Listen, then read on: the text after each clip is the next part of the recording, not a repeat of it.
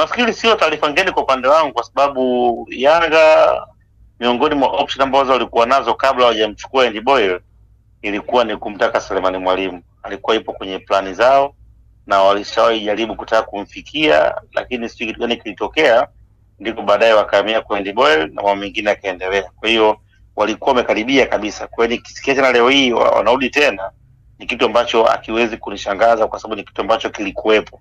Kwa hiyo ni kama tu kwenda kufufua kile ambacho walikuwa wamekianzisha, na hasa baada ya kuridhishwa wakati mwingine na hiki ambacho anakifanya. Of course amebadilika sana, amekuwa na msaada mkubwa, energy yake, uwezo wa kutumia aerial balls, lakini pia kwenye magoli ya chini, lakini kuweza kutengeneza uwiano wa timu. Kwa hiyo nafikiri hayo yote ndio yamepelekea timu kuweza kuona kwamba pengine anaweza kaja akawasaidia, na by the way Simba ipo kwa mkopo na kitu ambacho kipo kwa upande wa Yanga. Kwa jinsi ambavyo ulivyoitazama Young Africans, eneo ambalo anacheza Selemani Mwalimu, Yanga wanahitaji huyu mchezaji. Yaani kuna kitu ambacho natakiwa tukielewe, ni kwamba unapozungumzia Selemani Mwalimu unazungumzia Mtanzania. Unaenda kaka, Mtanzania. Sasa ni Watanzania wangapi ambao wana level kama ya kwake? Kwa maana kuanzia hata ile experience yenyewe ukiangalia, lakini pia hata uwezo wenyewe kiuchezaji. Kwa hiyo unagundua kwamba yeye yuko far better kuliko Tanzania wengi ambao wapo. Kwa hiyo kumuhitaji na kumchukua kama mchezaji wa kizawa ina faida kubwa sana kwa upande wa Yanga, kwa sababu anaweza kuofa vitu vingi ambavyo wengi ambao sasa hawezi kuviofa. Kwa hiyo Yanga kwa sasa mazungumzo yao moja kwa moja yamelenga kwenye klabu ya Wydad.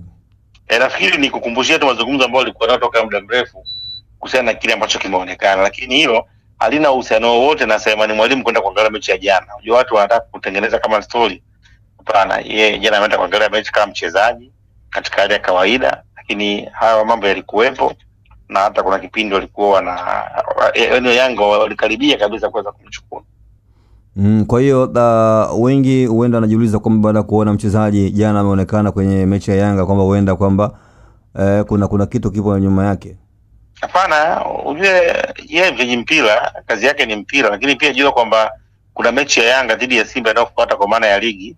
Kwa hiyo kwa mchezaji kama yeye ambaye bado ni kijana kwenda kuangalia mechi, kwanza ni kupata burudani, lakini pia kuweza kuona hata opponent saizi wakoje, maeneo gani wameimarika na weakness gani. Kwa ni kitu cha kawaida sio kwetu, kwa sababu hatujazoea, na wakati mwingine tunahisi kwamba kwenye mechi za Simba watu wa Yanga watakiwi, na the same kwa Yanga kwa Simba ndio kama ni tatu, lakini jambo la kawaida sana tu katika mpira, kwa sababu ni burudani pia ambayo mtu anakwenda kuipata akiwa anaangalia mechi. Kwa kiwalisia kana kwamba wamekwenda kuangalia mbinu za kuweza kufanya vizuri kwenye mechi yao inayofuata dhidi ya Young Africans.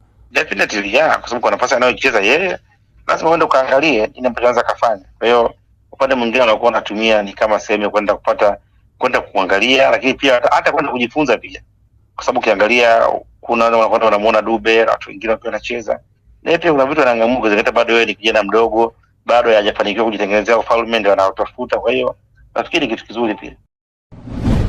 Usisahau kusubscribe kwenye YouTube Mwandike Digital.